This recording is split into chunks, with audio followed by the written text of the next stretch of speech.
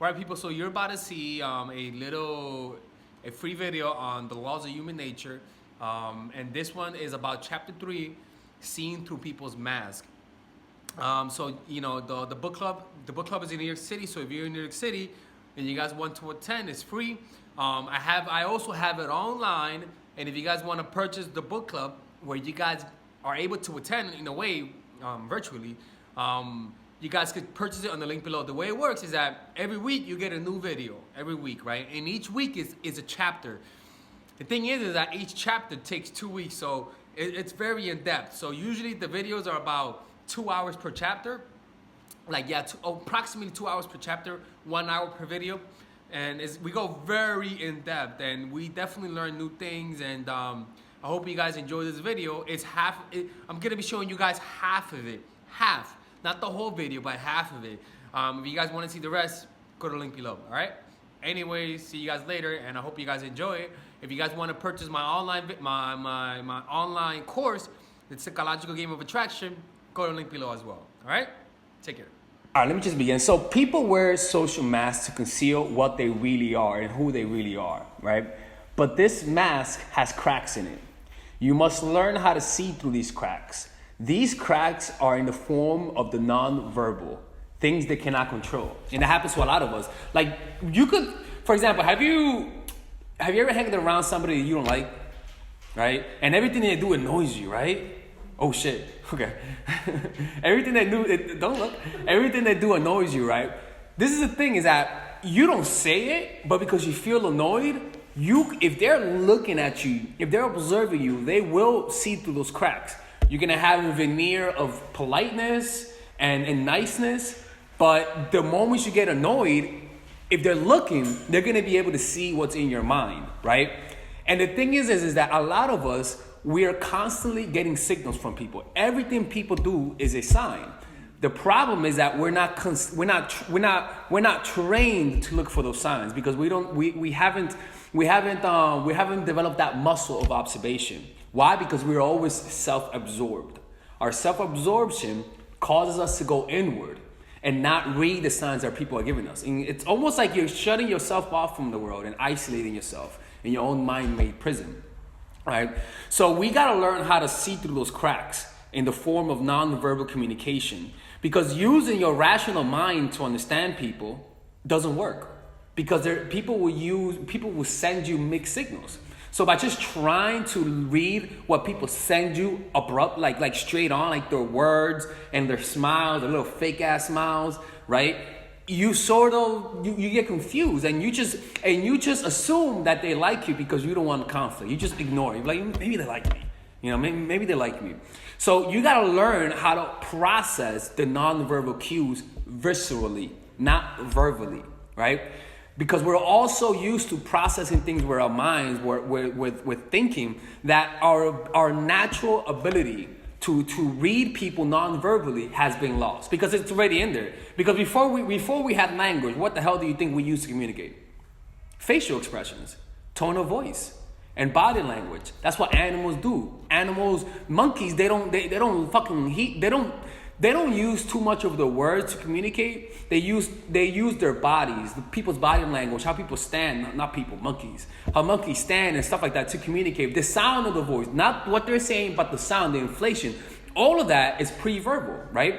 And as humans, we had that ability. You see that a lot in Africa, hunting tribes, where they're able to hunt. And they're able to just look at each other, because think about it this way, right? When you're hunting and you're in the wild and you're hunting, you can't really just say, oh, Timon, whoa, monkey there. Nah, you gotta and you know what the hell what's gonna happen. It's like watching wolves hunt. If you watch wolves hunt, they hunt in a very intricate manner, right? But they don't use words. How the fuck did they know to go here? One wolf goes there. Why? They use howling. They don't use words. They use non-verbal and the inflation of the voice, like the pre-verbal, not pre-verbal, but come in.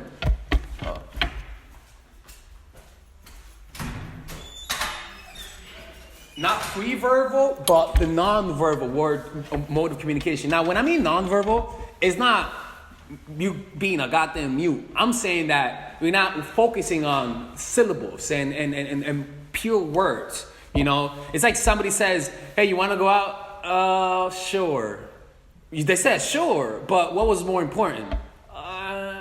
No. But you know what? Yeah, let me go out, right? But most people don't look at that. They just hear the sure. All right, cool, let's go, right? So that's what we got to do. Because when you don't do that, you are inviting problems. You're inviting misunderstandings, and also you're losing out on opportunities to influence people because you're causing misunderstandings consistently, right? Does that make sense, people? Make sense? All right. So you got to learn to read it. You must learn to first quiet your mind, let go of assumptions, and attune yourself to people's moods. First, know their baseline. When I mean attuning yourself to people's moods, I'm not saying you just thinking that they're mad. No, I'm saying looking at the person's body language and in a way mirroring them and noticing how they feel inside based on you mirroring their body language. You know, so if somebody's talking low and talking in a mellow way, you mirror them and you notice in your head how it feels to be them. And then in a weird way, you'll begin to think like them. And you'll begin to kind of get a feel of what's going on inside the person's head, right? And the reason why you want to do that is because the most important thing is knowing how are people feeling right now. You know, how are people feeling right now? Not assuming how people feel based on how they felt yesterday, but how are people feeling right now? But also, you want to get to know how people feel on a consistent basis so that when they act different, you could tell the difference. It's not just assuming how they are right now is how they'll always be, but finding out what's their baseline mood. And once you understand that baseline mood, you see any difference. If you see any difference, high or low, something's going on, and you could just read that. Does that make sense, people? So what you must do is open your senses and register their reactions viscerally, feeling it from within. Because think about it, most of the time we process people's reactions just superficially. Oh, they're mad at me. Okay, that's one way. But when they're mad at you, just notice how they feel. That's all you gotta do. Just get in their heads and see how they see you. Like feel what they feel. I'm not saying like to get a knife and get angry too. I'm saying just feel how they feel. And what's gonna happen is that you're gonna begin to see a whole new world. No. Sorry, I had to do it.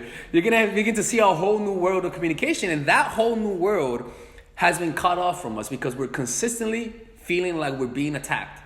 We're consistently on the defensive, and that causes you to not be interested in what people feel. Does that make sense?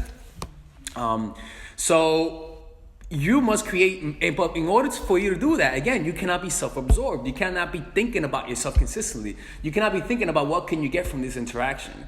You cannot be thinking, how do I sound? You cannot worry about what people think about you, because when you do that, you go inward and you begin to not go outward and observe people. And as a result, you miss signals they're sending you, and you create misunderstandings and unnecessary problems. Right? So you must first create mental space for observation, or else this second language, which is the nonverbal, will pass right by you.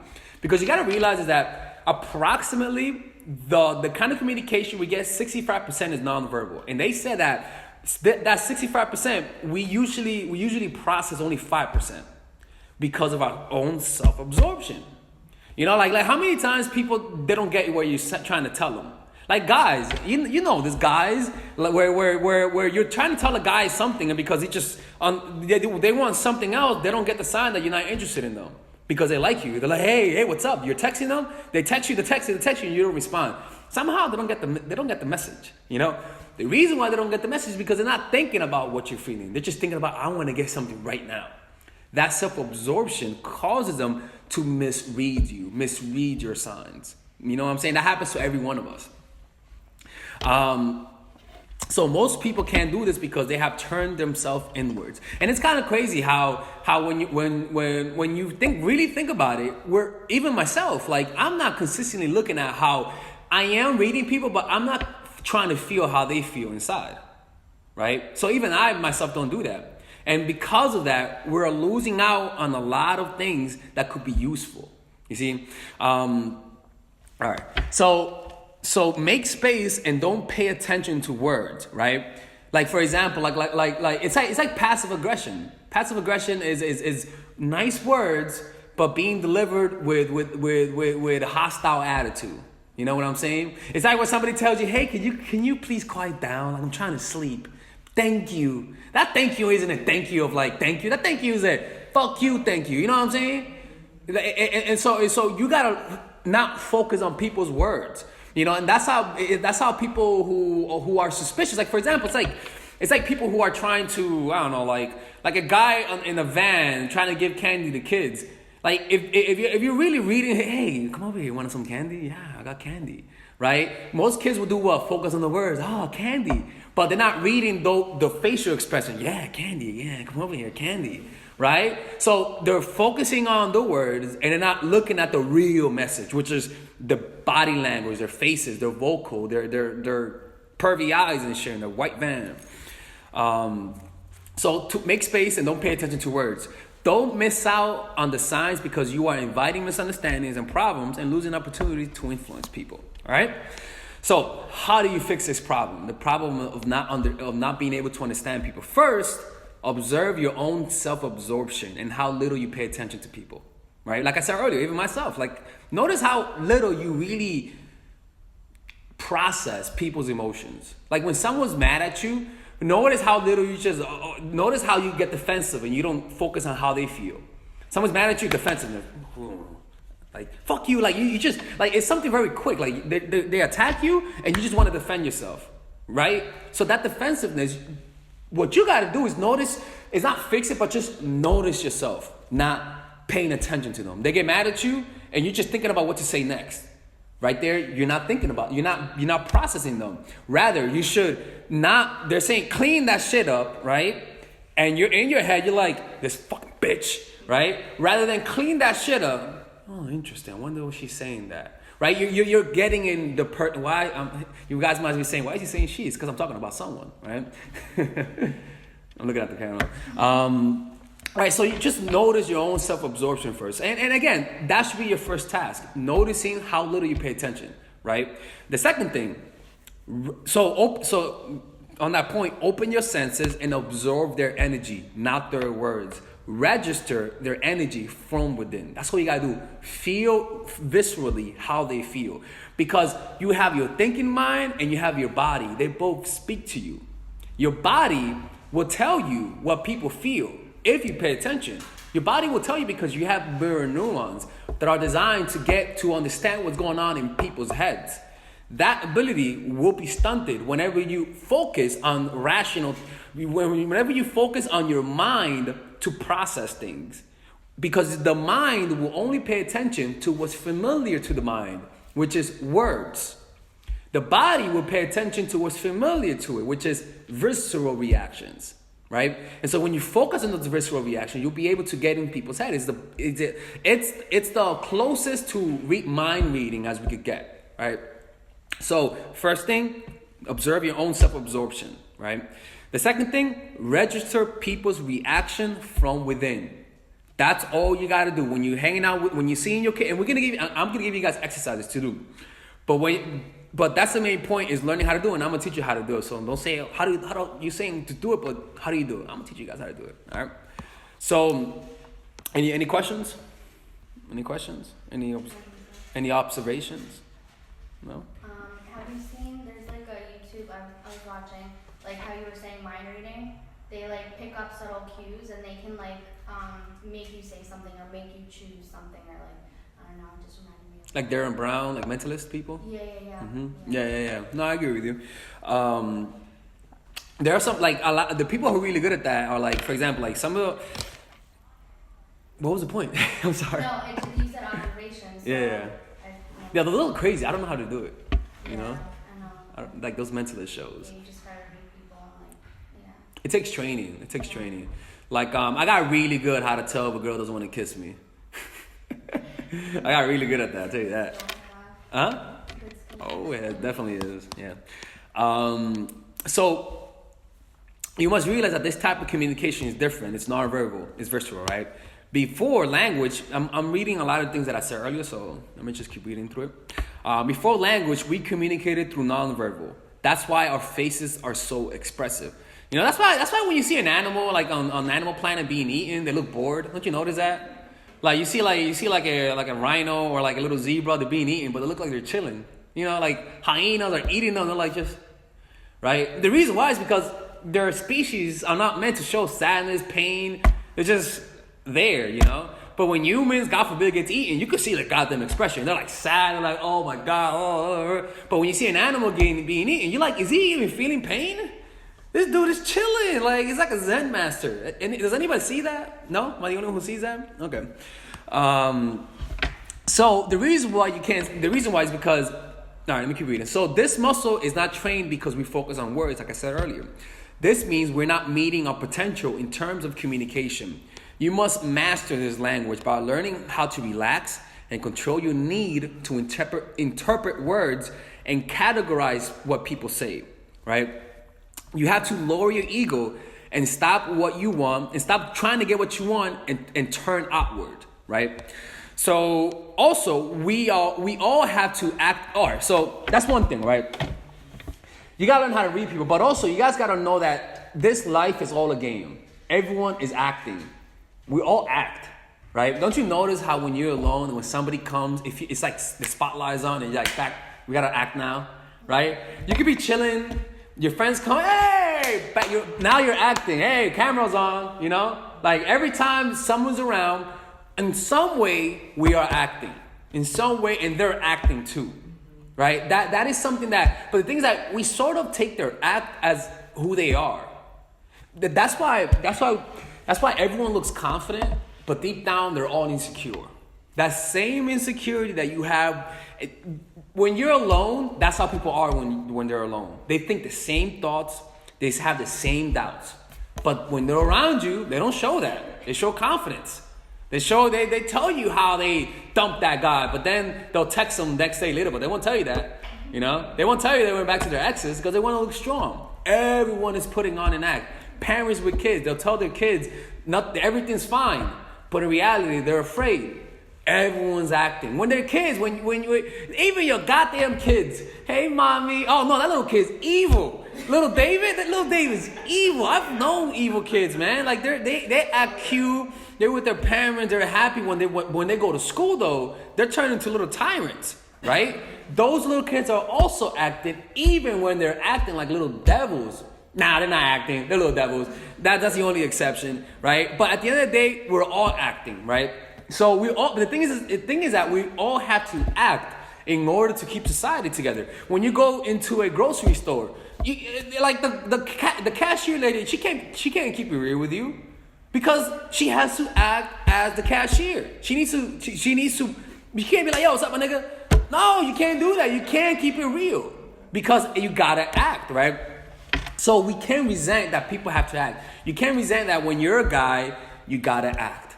When you're with a guy, when you're on a date and you're hanging out with a guy you like, that's Snoop, you're also acting. We're all acting. You see what I'm saying? Until they get to know you, and then you stop acting. And that's why they lose interest. That's actually why people lose interest, right?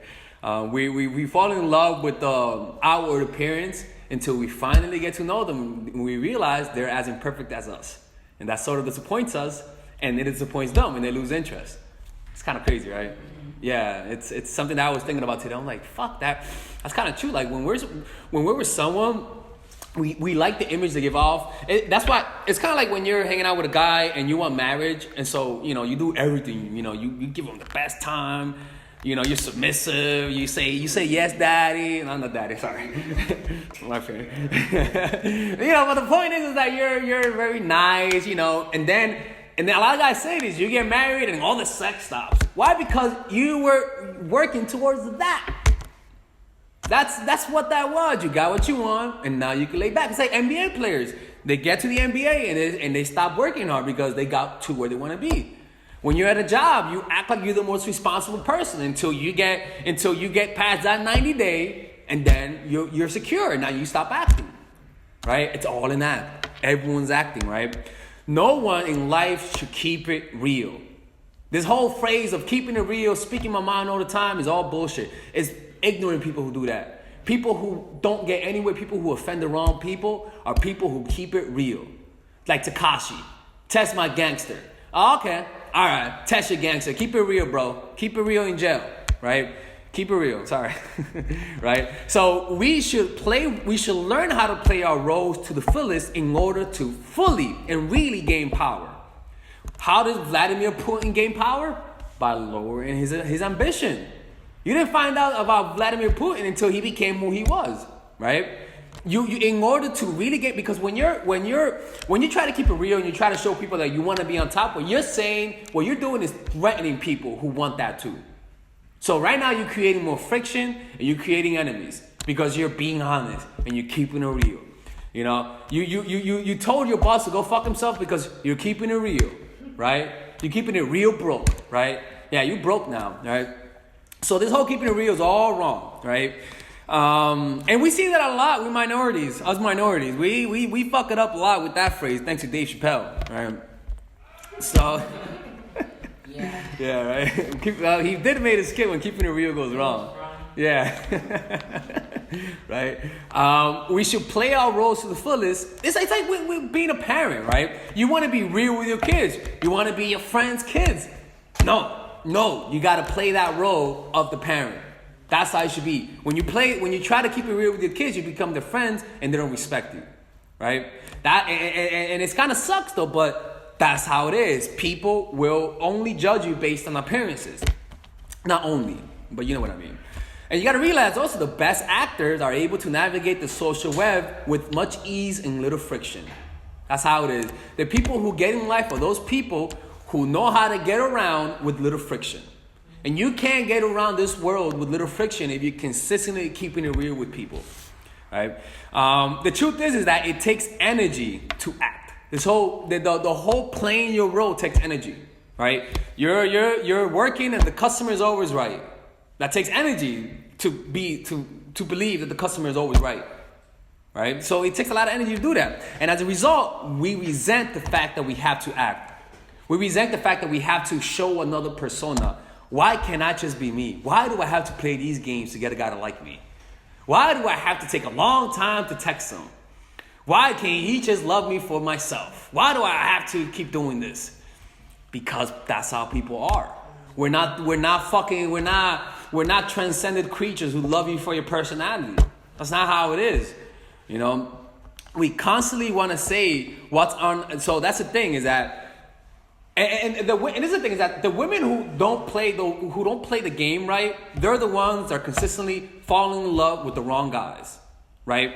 They're the ones who consistently date the assholes, and that's because they think that the world works through honesty, and the world rewards honesty. We all know that the world doesn't reward honesty because when you're honest and your parents tell you, "Did you take the cookie?" You realize that you get your ass whooped. So what happens? You learn to shut the fuck up and lie. It's like Louis C.K. He talked about lying once. He was like, what was it? He said like, it's so lying. How could we tell our kids not to lie when it's such a powerful tool? You know, you could make your problems disappear instantly with just one lie. It's like so, and that's kind of true, right? And the world works through lies. The world works through little white lies. You know, everyone lies. How many times a day you lie? All the time. You know, I lied, but not now. I haven't lied yet. Right?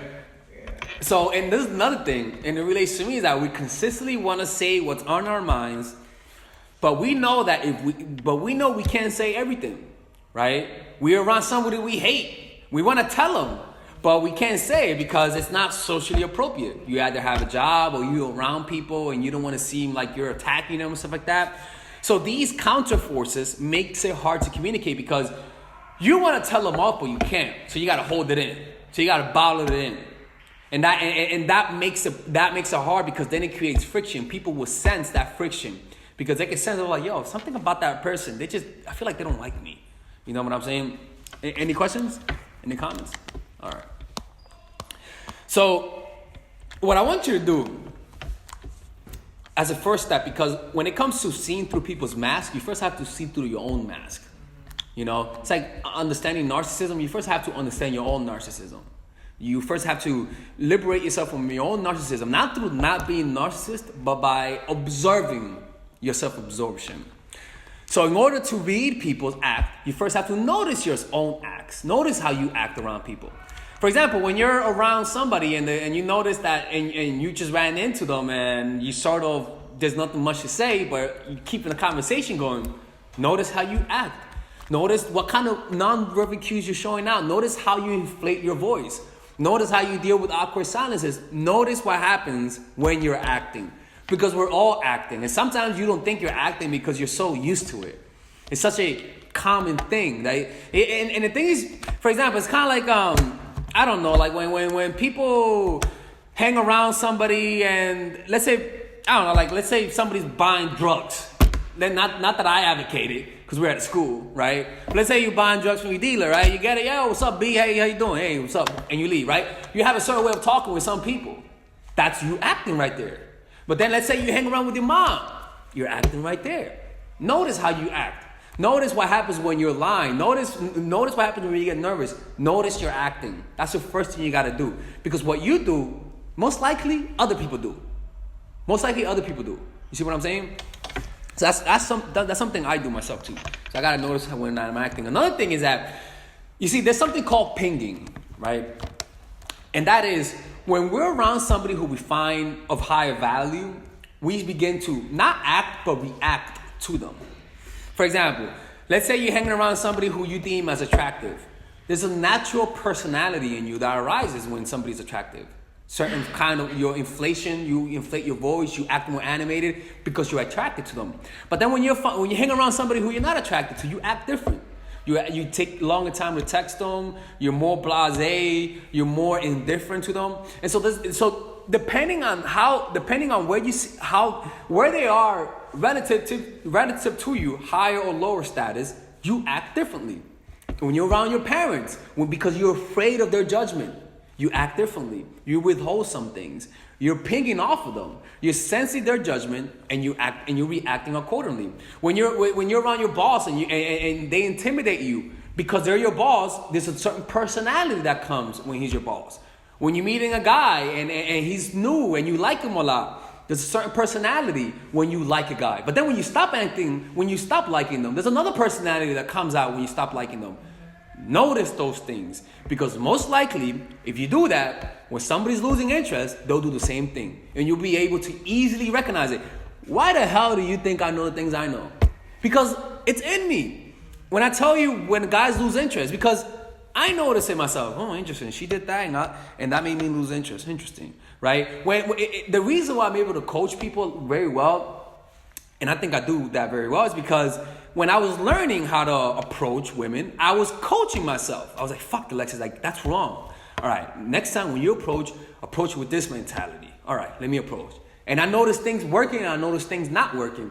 And because of my own process, when I listen to people's struggles, I automatically know what they're going through because I remember myself going through it. So I know how to coach people because I learned how to coach myself in a very deliberate way, right? So through learning about your reactions, learning how you behave when you around people who are attractive, learning how you behave when you're around a homeless person, that's another thing. Notice how do you behave when you see someone who you don't deem as worthy of your time or even your goddamn energy, right? Those things people don't notice because those are blind spots. It reveals a negative quality about them. It reveals the quality about them that they judge other people. You see? So just notice notice your little incongruences, your darker nature, in other words. So when you do that, then you'll have a better understanding of people because you're freeing yourself up. All of those things, all of those processes was unconscious. Now, because when things are unconscious, what happens is that they take up a lot of energy. Unconscious processes take up a lot of your mental energy. So because of that, you can't really notice people as much. But when you make unconscious processes, how you feel about people relative to where they are in life and how you react to them, it frees you up. Now you're able to read people better. You see what I'm saying? But you first have to notice those unconscious processes. Noticing when you lose confidence when you're around somebody. Noticing how you behave when somebody rejects you. How does your body feel and how do you react to them? You see what I'm saying? What I'm saying is bring a lot of mindfulness to your goddamn reaction. All right?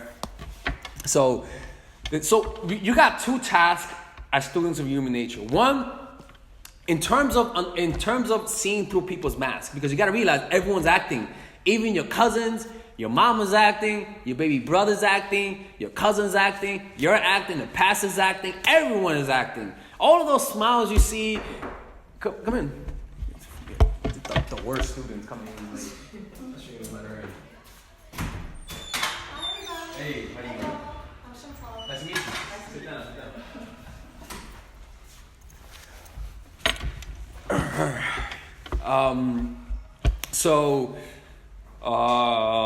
Your task, right? So the first thing is, because this is the thing is that people, when you realize that everyone's acting, the little forced smiles that people give you, the have a nice day that people give you, or even with partners when they act like when they just act simply because they either are attracted to. In other words, sometimes we resent the theatrical manner of humans. You know, we resent that. But what's going to happen is that if you resent that, once again, you're becoming self-absorbed. You're going inward. You know, you're thinking about yourself and you're just judging people. And once again, you're back in the same trap. You got to fully accept that people act. It's just how it is. Your mama's acting. Your daddy's acting. Grandpa's acting. The pastor's acting. Goddamn, your goddamn dog is acting. You know, he wants a meal from you. So he'll you know, like maybe not the dog, right? Yeah.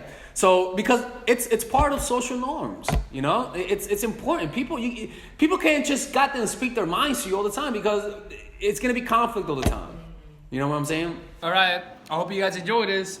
If you guys want one-on-one coaching, go to the link below, mindfulattraction.org. If you guys want to purchase this online book club, go to the link below. If you guys want to get my online course, go to the link below. All right. See you guys later and take care.